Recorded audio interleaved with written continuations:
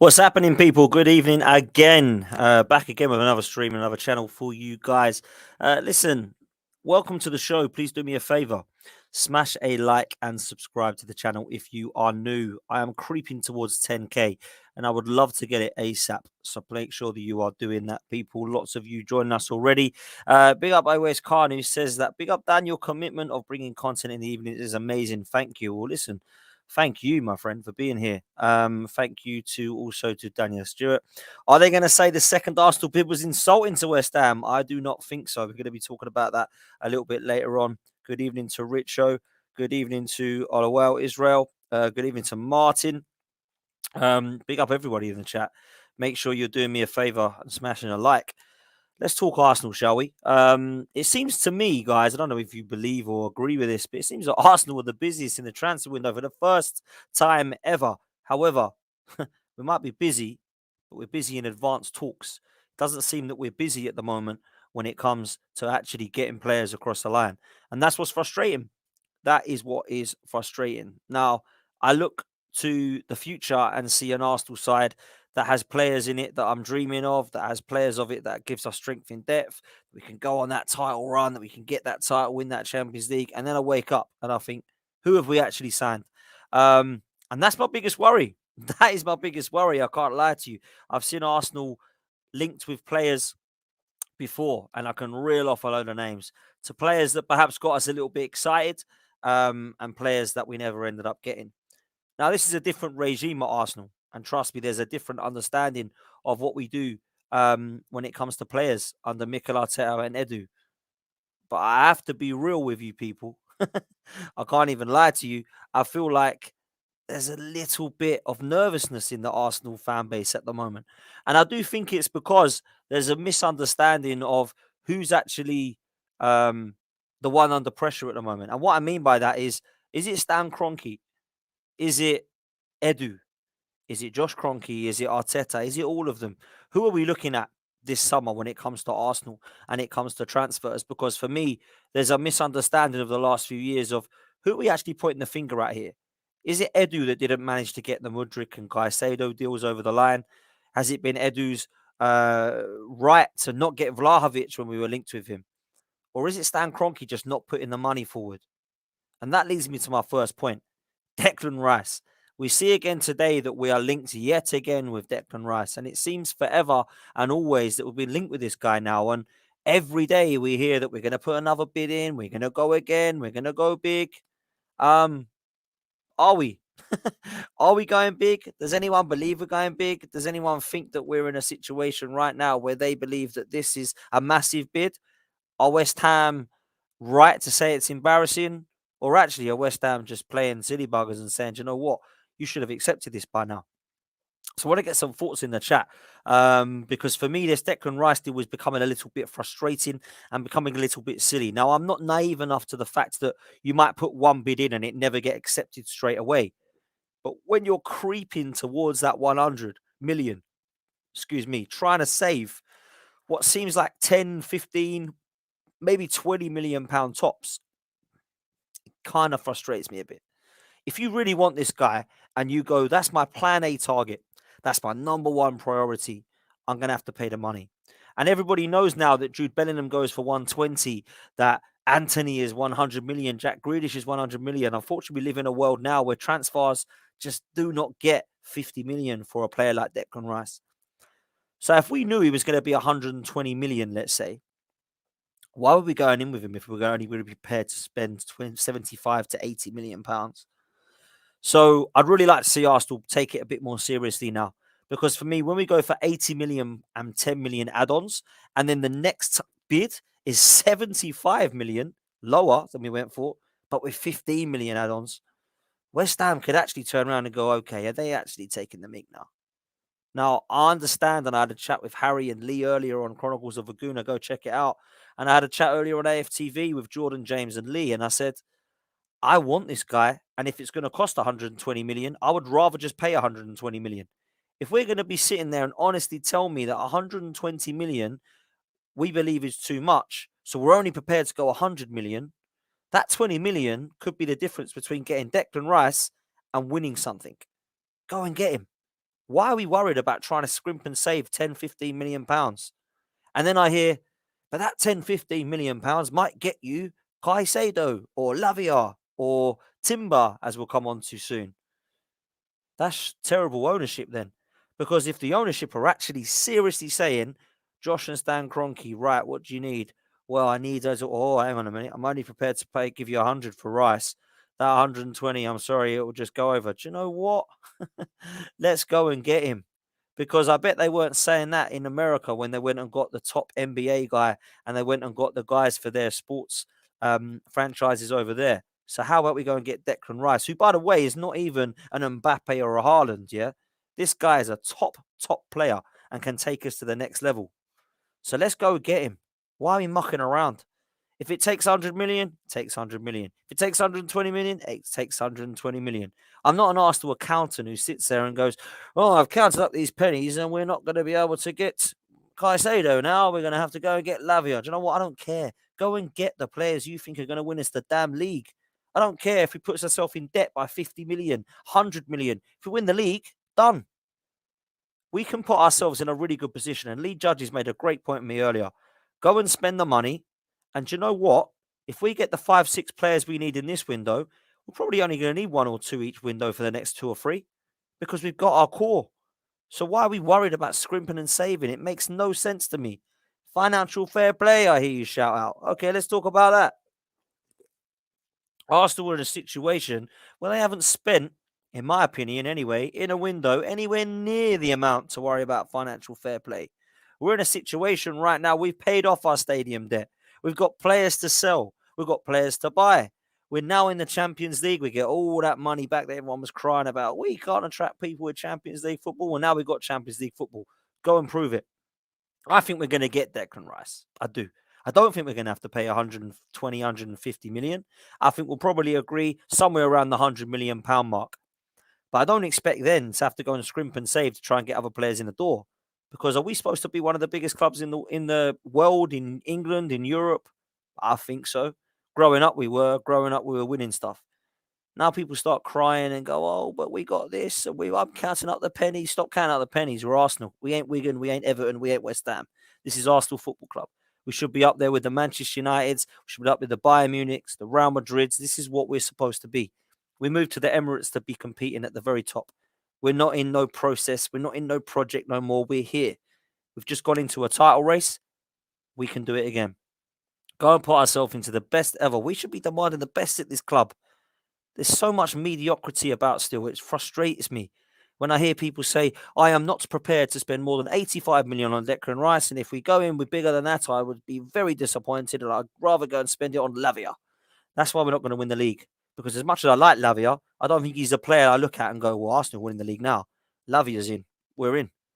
We've got to go and ensure that we have the best players coming in now. So that's why I said I need Rice. I need Caicedo. I need players in the Saka position like Moussa Diaby. I want players like Timber or Mark Guehi at the back. They're the type of players I need. I don't want players that are our first 11 and players that are not so good that are in our second 11. I want players competing for every single place. So the Declan Rice deal, go get it done. What the hell are we waiting for? Just put in the 90 million, the 100 million, the 110 million, the 110 rising to 100, whatever the hell it is, go get it done. West Ham and Arsenal clearly have an understanding of whereabouts we should be. Arsenal are trying to scrimp and save. Negotiations, some people say. Some people would say negotiating and trying to scrimp and save. Let me know what you think in the chat. Whack your questions in, by the way, because I'm doing a question time every single night. So make sure you put a Q by your question and I'll read it out. If you want to go to the top of the queue, then of course you put in a super chat and I'll read them out first. Let's talk a little bit about Jurrien Timber, shall we?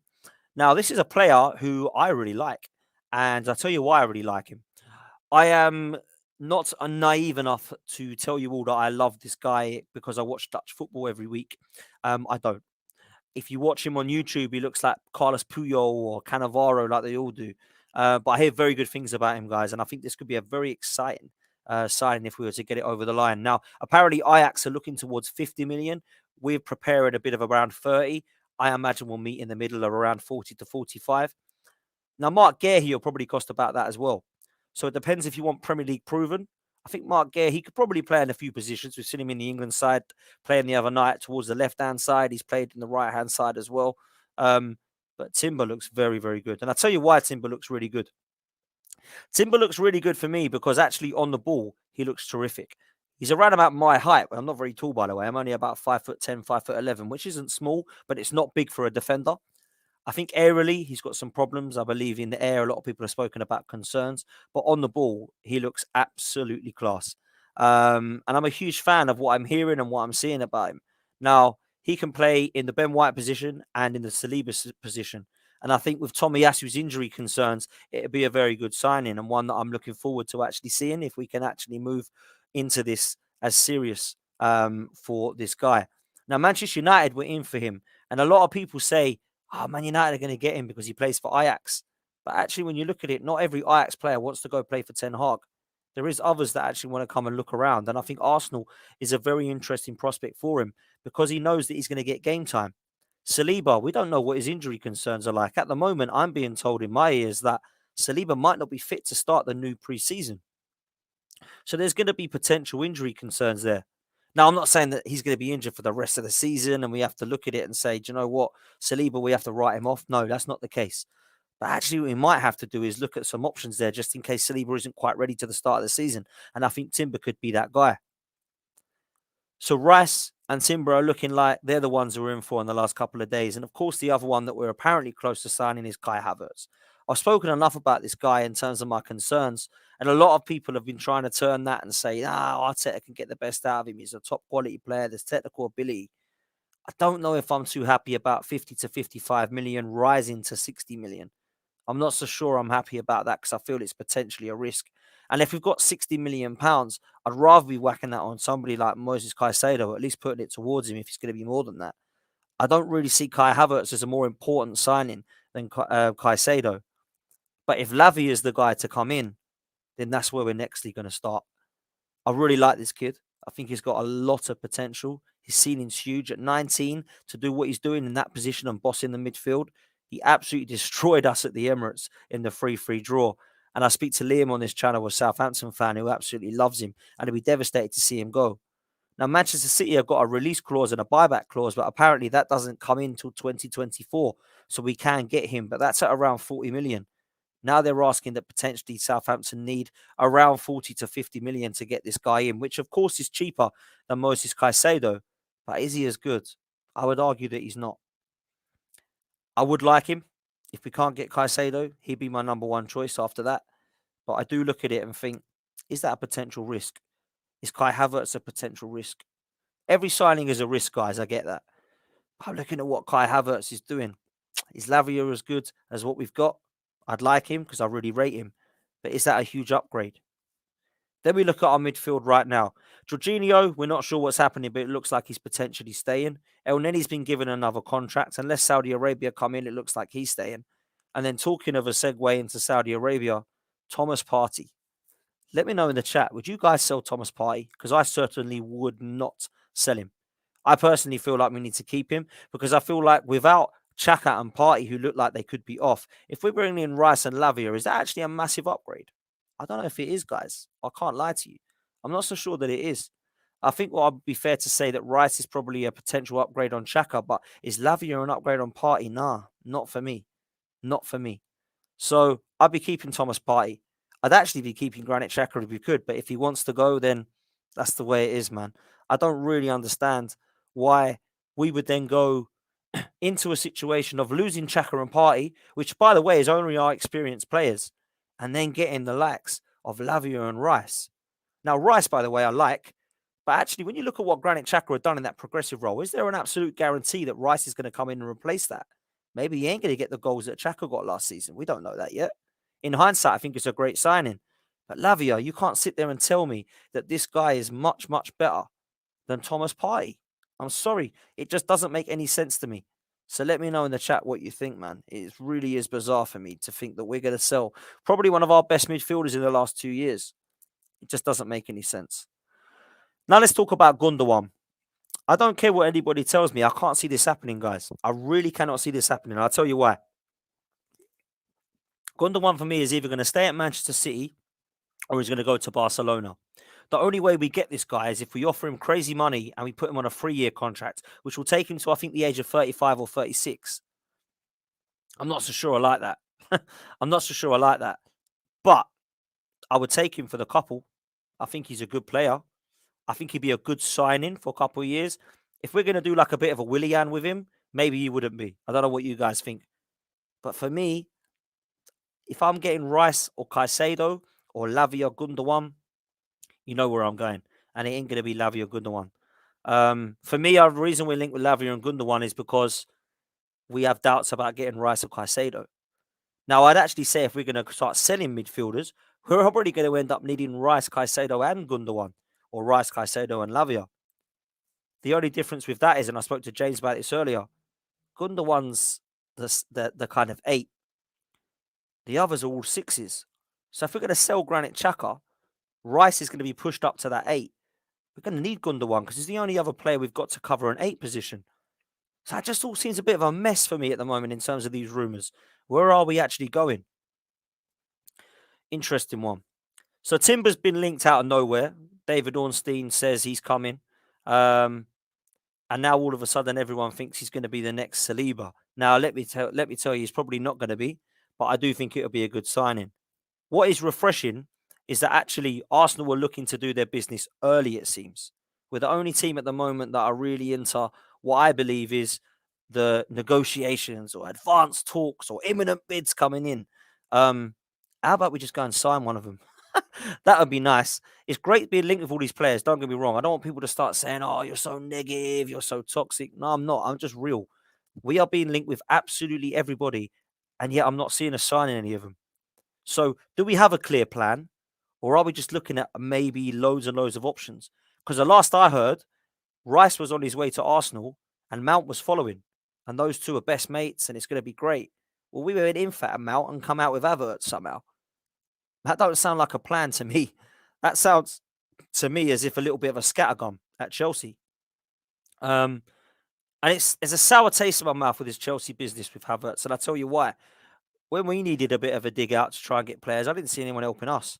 Why are we helping there? Why are we helping them? Why are we going there and going, do you know what? We'll give you 70 million for Havertz. And then Man United are going, yeah, we'll give you 70 million for Mount. Oh, leave him, man. Leave him. Now, would anyone actually care if we didn't get Havertz, but we got Caicedo? Because that's the way round I'd want it. If we were actually going to get Caicedo, I'd be like, calm, brilliant, what a signing. Havertz, it ain't really for me. I can't lie, people. People can say if Arteta wants him, I want him. Why? He's done absolutely nothing in the Chelsea shirt. So sometimes you just have to speak the way it is and say it how it is. And I think we're all praying and hoping that Havertz does a Ramsdale or a Tomiyasu or an Erdegaard or a Ben White. But do we know that he's going to? I'm not so sure, man. I'm not so sure. Let's take some of your questions. I'm going to take the super chats first. Marco, big up yourself, mate. He says, I'm not going to panic yet. The concern for me is not putting the money down and divvying too much. We act like a small club during transfer windows. And this is the problem, Marco, and you make a great point. We do act like small clubs when it comes to transfer windows. Arsenal fans, for some reason, believe that Edu and Arteta seem to not be able to do anything wrong. Well, let's have it right. They've done a lot right for this club, yeah? But actually, they've got a lot wrong. Yeah, if you count up the signings that we've made, you're probably looking at 7 or 8 that are really bad. And maybe you're looking at 6 or 7 that are in the current first team that have worked. That doesn't mean everything they touch turns to gold. So I understand what Marco's saying. Yeah, we do act like small clubs because when someone says we want 100 million, we're trying to offer them 75 million pounds and a Big Mac and chips. What's going on? Like, let's just go and get it done. Otherwise, do you know what? If I'm Declan Rice, I'm thinking, yeah, you know, I wanted Arsenal. Are they actually serious about getting me? Because this is taking a hell of a long time. I'd be seriously concerned about that. And I'm not even joking. That ain't even me being negative. That's just me saying it how it is, man. Chaitanya, big up yourself, bro. I hope you're well, man. He says, we're playing around with Rice. We should have wrapped it up by now. Facts. What are we going to do by saving 10, 15 million? This is ridiculous and sackable offence. Absolutely facts. Chaitanya, you're my guy. I know that, right? But you're talking absolute facts there. What actually happens if we don't get this guy now because of this? This is just one more to add to the Vlahovic and the Mudriks and the long list before even Arteta started, by the way. This is what people don't realise is we've had a long list of players that we've been linked with that we never ended up getting over the line. How many years were we linked with Salaman Kalou and Yann Villa and Julian Draxler and Higuain and Benzema and all these players that we looked at and thought, why haven't we got these? Now we can add Mudryk and Vlahovic to that. Let's make sure we do not add Declan Rice because it will be a pure and utter embarrassment. Let's come to some more of your questions. If you do want to put in a question or if you want to put in a super chat, then please do so. I will read your question out. Lee Gunner, big up, man. Hope you're well, bro. I didn't see you in the chat. 210 a week for 4 years, plus 60 million pays for Caicedo and wages. Bro, I don't know why it's not happening, Lee. I don't get this, man. I do not understand this. I'm afraid we live in a world where we're all a little bit different in terms of opinions, but my God, I really don't get this one. If we're going to be prepared to spend in that much money on Kai Havertz in a position where I wouldn't say was a priority, I like Erdegaard, and I think that we've got Smith Rowe there to cover. We haven't got anybody in our midfield. And Caicedo is the guy, man. I'm telling you, this would be a wicked signing. According to Arteta, it's all about Havertz. Very strange, man. I don't get it, but there we go. What we saying? Ashley Booth, we can't sell Party, Dan. Why can't we have Rice, Caicedo and Party, and then Jorginho? City have a squad of quality. Why can't we? Thoughts? I'm with you, Ash. I honestly do not get it, mate. I do not understand why we would want to sell Thomas Partey. It makes no sense whatsoever. There's no understanding of it. It just makes total nonsense sense, to be honest with you. I just don't get this one, man. I really don't. What we got here from Kia says, no, we should keep him.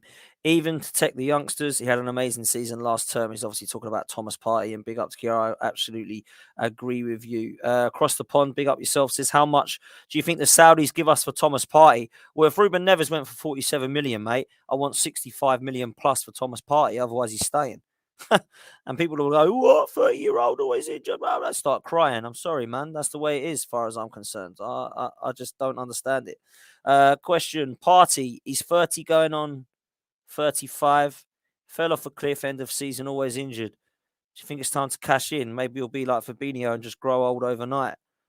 Mate, you're talking in hindsight though, bro. Come on, John. This guy's been wicked for us for this season. You can't sit there and tell me that Thomas Partey is now going to fall off a cliff because he's hit 30. He's been brilliant for us for the last 2. Now, if Arsenal fans are going to start comparing this guy to Casemiro, Rodri, all of the old legends as well, by the way, like Vieira's and Keane's, etc. You can't just say after one season, oh yeah, because Mikel Arteta thinks he wants to sell him, it's time for him to go. I don't get this. It just makes no sense whatsoever, man. DJ Ashby says, Dan, what do you make of the Partey and Nketiah potential exits? I mean, we need 3 midfielders if Partey ends up being sold to Saudi. Also, if Nketiah goes, it must mean Balogun staying. Eddie can go, man. I didn't even want him to stay anyway. I don't know why we're giving this guy 100k a week transfer contract. It makes no sense whatsoever. The guy is not good enough for Arsenal. If we're going to make a profit off of him, then obviously the signing looks good. But now someone's going to have to go and whack him on a 150k a week contract, which means no one's going to sign him. So it was a stupid deal for me. Same with Reece Nelson. He's picked up a 5 million sign-on fee at 100k a week. Like, for doing what? Scoring goals against Bournemouth and Forest. Like, fair play to the lad. He come on and did a good job. But come on, man. Like, it's a bit mad for me. It's a little bit desperate. Eddie Nketiah being sold, I wouldn't mind it at all. And I'd rather keep Balogun and give him a chance, if I'm honest with you. I can't lie. Make sure you get some super chats in, people. Make sure you get your questions in. I'll try and do what I can to manage to get through as many as I can here on my own. A lot of people know that Lee Gunner's in the chat. Big up, Lee, man.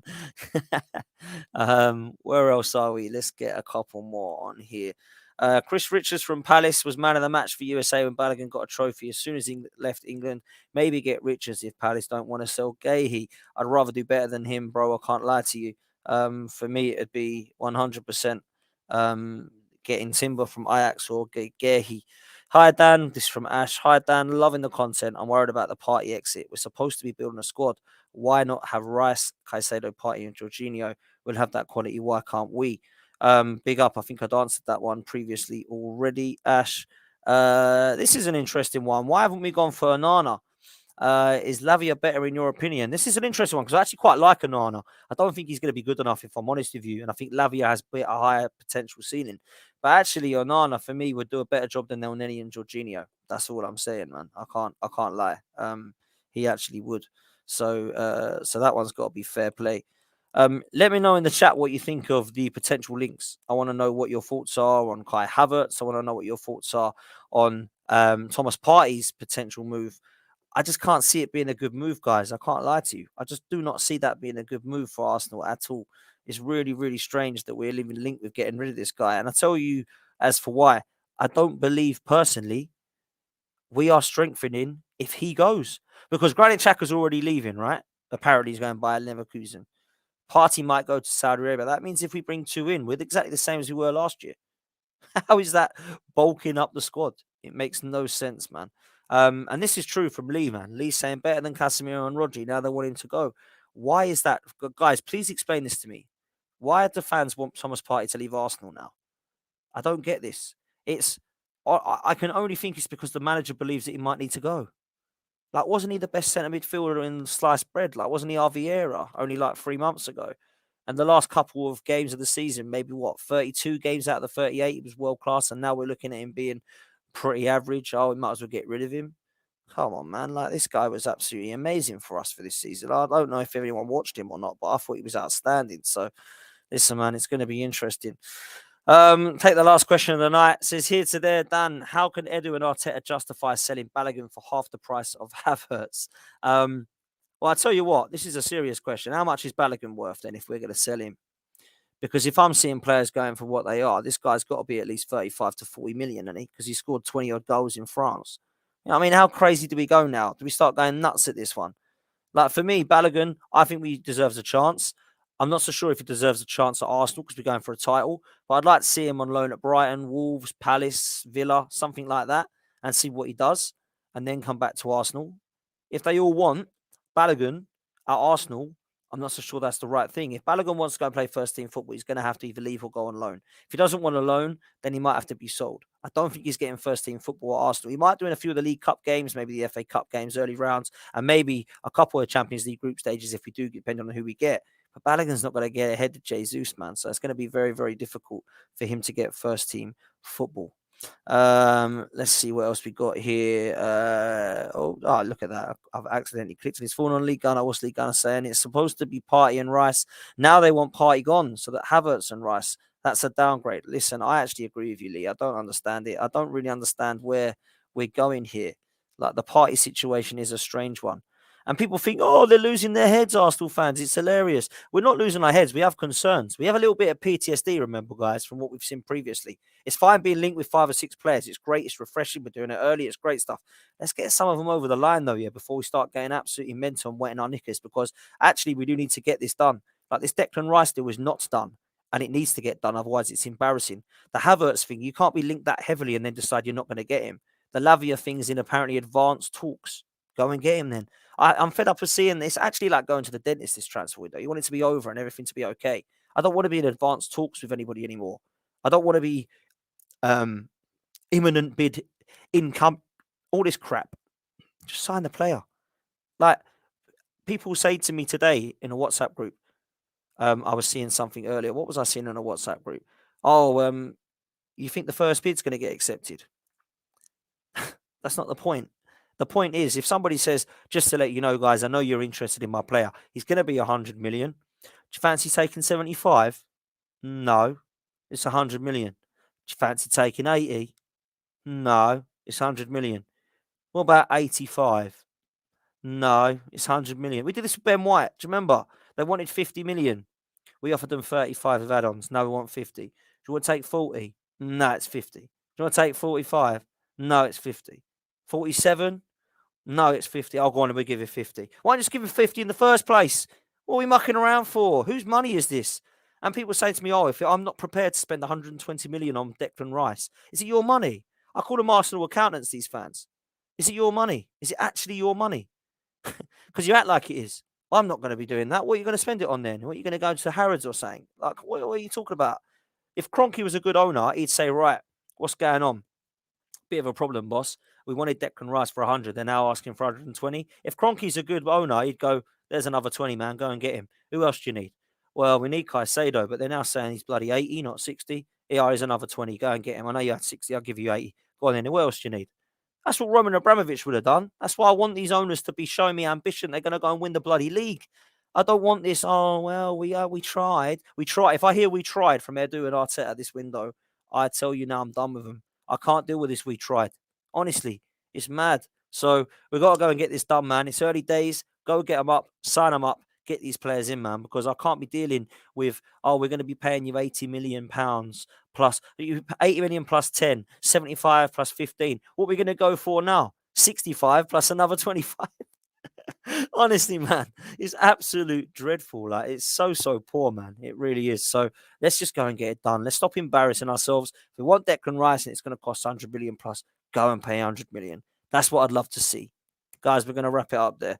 Absolute legends. Love for all. There's 640 of you in the chat. Make sure you're smashing a like. Make sure you're subscribing. I'm so close, creeping up to 10K people. So come on, make me do that. In my first year, my target was to get to 5K. If I can get to 10 and double it, wow, that would be amazing. Love you all. Much appreciated. I'm going to be back tomorrow night as ever, as a late night roundup to round up all Arsenal news, all football news, and all transfer news and all football stories. So I'll see you tomorrow night. Smash a like on your way out. I'm out of here. Take care and up the Arsenal. Latest, people.